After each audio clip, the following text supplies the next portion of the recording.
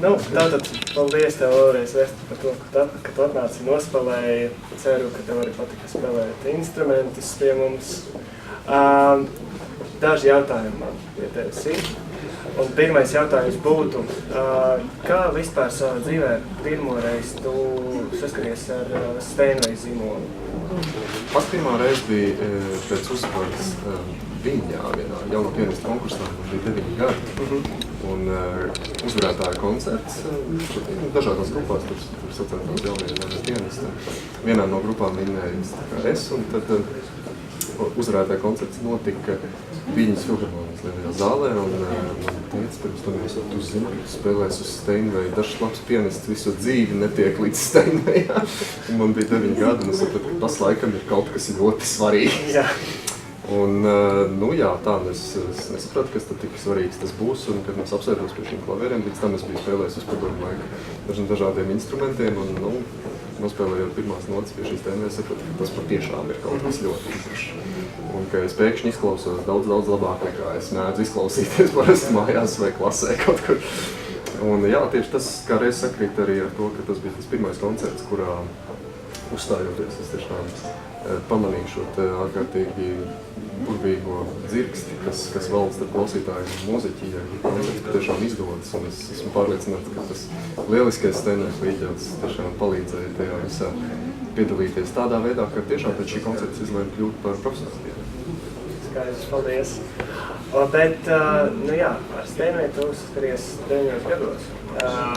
Bet ar Essex un Boston zīmoliem, vai bija kaut kas iepriekš zināms, iepriekš spēlēji tu varbūt? Jā, Boston zīmoli jau kādus gadus 11 bijuši manā redzeslokā, un šeit tad ir arī spēlēti. Vairāk gan tādi izmēri arī kā šie, piemēram, Boston koncertu līderis man nav gadījies spēlēt vēl līdz šiem. Un tiem, protams, arī šīs Steinwayam raksturīgās kvalitātes ar šo garo dziedošo skaņu, kurai daudz virstuvi. Steinwayam tas ir kaut kas neatkārtojams. Vienai, citai firmai nepiemīt šī garā dziedošā skaņa. Faktiski ar viņveidīgiem virstoņiem. Tas brīnišķīgs, viņš spēlējot romantisko mūziku. Šopēna, Rahmāņinos, Krādienas Steinways ir pats labākais instruments, uz kā to darīt. Un Bostonam arī šīs kvalitātes piemīt. Essex līģeļus, es gudīgi sakot neesmu redzējis nekad, un šodien pirmā reize, kad es ieraugu arī lielu tādu Essex līģelī par pārsteidzoši draudzīgu cenu. Un jāatzīst, ka arī Essexam pagaidām, es nezinu, no šīm dažām minūtēm, cik mēs esam šeit spēlējis, es saprotu, ka arī tie bija ļoti kvalitatīvi skaņi. Tas ir brīnišķīgs arī mehānikas ziņā, vismaz šāds te jauns instruments ir ļoti augstas kvalitātes, par šādu cenu es ieteiktu ļoti daudziem cilvēkiem, kas nodarbojas šādu instrumentu apsvērtību. Ko tu domā par pienīniem? Pienīni, protams, šo brīnišķīgo firmu pienīni visaugstākās kvalitātes šaubām.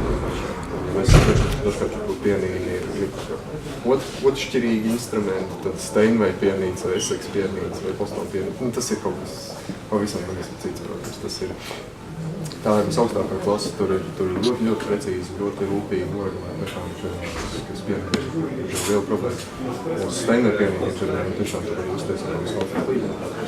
Protams, ka Steinway pienīns nekad neaizpildīs koncerts zāli, taču kādu izstāpi ir ekscelents. Nu tā, kā tu vispār iegādājies instrumentus, ko tu spēlē mājās? Kādā veidā? Mājās es neesmu īpaši izvēlējis uz instrumentiem. Tie ir lielāks mūzikas padomu laika instrumenti. Jāizstot Vingrinos es un Vingrinos man māsa, un tas notiek katru dienu no rīta līdz vakaram. Teica arī mācījies nedaudz pieskaņoties pēc katras vingrināšanos katru dienu. Es nezinu, cik mēs samaksāt skaņotājiem par šādu pakalpojumu. Taču, protams, ar to intensitāti, kādā mēs aktīvi vingrināmies. Vingrināties uz Steinway līģeri būtu apgrēcīgi.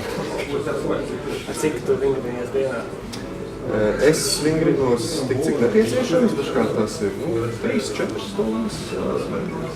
Pie biežākas aizvien 5 stundas. Māsa vēl apmēram tikpat. varbūt vēl vairāk. Tad nedomāties gādājums tā kaut kā nabaga. Padomāju klavieriem jāiztur, un tad vienkārši, protams, ja tās ir tās padomāju klavieres, un tā jau pašas par sevi nav, protams, kvalitatīvas. Nav arī žēl, viņām šo intensitāti izskatīt. Bet vispār, cik es zinu, pie mums mūzikas skolās arī bieži stāv padomāju pianīni.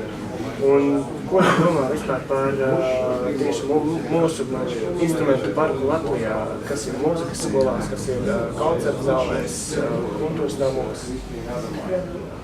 Ja par mūzikas skolām, tad es kategoriski uzskatu, ka apgūt klavieru spēlē, pieklājumā līmenī, pirmkārt uz pianīnu ir gandrīz neiespējami, jo pianīnu uzticīt pieslēgt, kas nekad koncertē.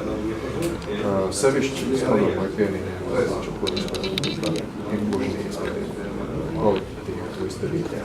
Tas nav iespējams, ja tu vēlies kaut cik profesionāli apgūt klavierus, tev ir jāspēlē uz līģiem. Kaut kāds līģis, gluži vienkārši mehāniski, uz sajūtu spēlēt līģis. Kas attiecas uz instrumentiem mūsu kultūras namos Latvijā un viskaut kur citu, protams, ka lielākoties tā aina ir diezgan bēdīgi. Tas ir saprotami, klavieres, līģi, bez tam lielākoties kaut kāda telpa, kas ir kaut kāda kultūras telpa, aizpildīta ar kabinetu līģis, gan arī tas nav iespējams koncertu līģis. Ne visi Latvijā to redzēt. Taču liels prieks, ka ir atsevišķi, kas tiešām ir atļaujušies, ka, piemēram, Madonas kultūras ir atļaujies Steinway koncertu video, kāds kvalitātes kuras arī vairāk kārt spēlējis. Jā, cer, ka būs izdevība. Pašvaldība finansējuma puses šeit citās Latvijas pilsētās ieviest šādus, brīnišķīgus augstas klases līģis, jo tad arī, protams, šī koncerta dzīve uz šiem līģiem attīstās. Pianisti, mēs un daudz mani kolēģi labprāt brauc spēlēt uz vietām, kurās ir Skaidrs, bet, ja mēs runājam par tīkliem, tad, protams, tā skaņa ir ļoti svarīga. Ir arī, varbūt, kaut kādas citas īpašības, kas ir svarīgas instrumenti. Pēc būtības mans jautājums ir, kādi tie kritērijus, lai apsatoties tie instrumenti varētu teikt, ka tas ir labs instruments, līdzīgs instruments? Lielākoties pianisti pievērš uzmanību skaņai. Daži pianisti pievērš uzmanību tam, cik smags vai viegls ir piesitiens, dziļums un šīs lietas. Lielākoties pianisti cer, ka jau vieglāks piesitiens, jo vieglāks spēlē. Faktiski pilnīgi otrādi, jo slagāks ir šis piesitiens klavierpostiem, jo labāk ir iespējams kontrolēt roku kustības, pirkstu kustības. Tiešām jūti spiet to taustīt. Tas pārliecinās, ka spiet pareizi to taustīt. Jo vieglāks ir šis piesitiens, jo mazāk tev šī pārliecība par to, ka tas pārliecinās rokas tā pareizajā virzienā. Es esmu diezgan daudz domājis par šo specifiku, kas ir ārpus skaņas klavieriem. Ar to skaņu ir tā, ka es mājās migrinos uz tik, skaņas ziņā diezgan švaki instrumenti. Man ir nemitīgs stimuls piespiest sevi kaut kā izvidināt pēc iespējas labāk skaņu no šīs diezgan sliktā instrumenta. Tad mēs pieejam pie kaut cik labi instrumenti, šī skaņa jau liekas brīnišķīgi. Man šķiet, ka to var diezgan daudz ko izdarīt. Taču es personīgi esmu no tiem pianistiem, kas tiešām ļoti lielu uzmanību pievērš arī mehānikai. Tiešām piesakām vieglumam vai smagumam, ko es man dod priekšroku.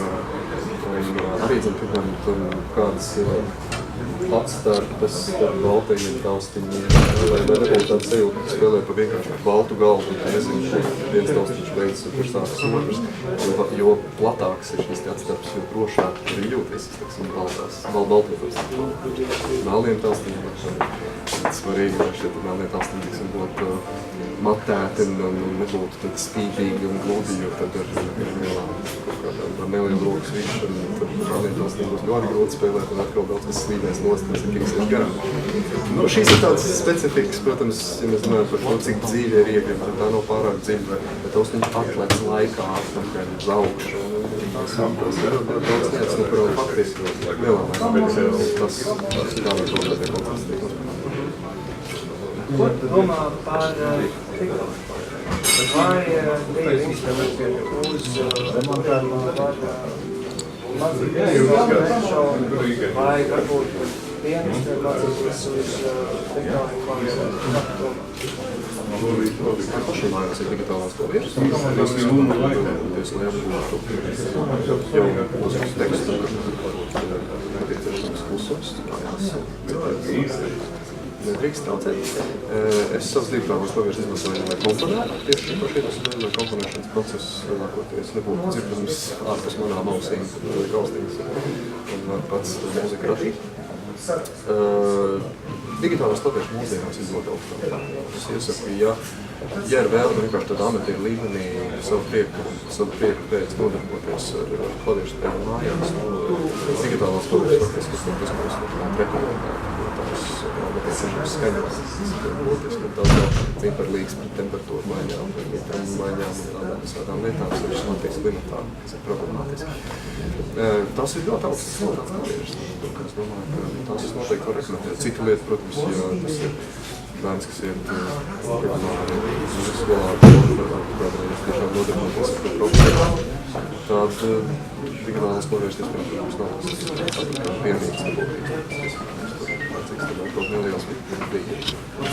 Viestur Šimkus, veikals ATTRADE, Alcēnas iela 108.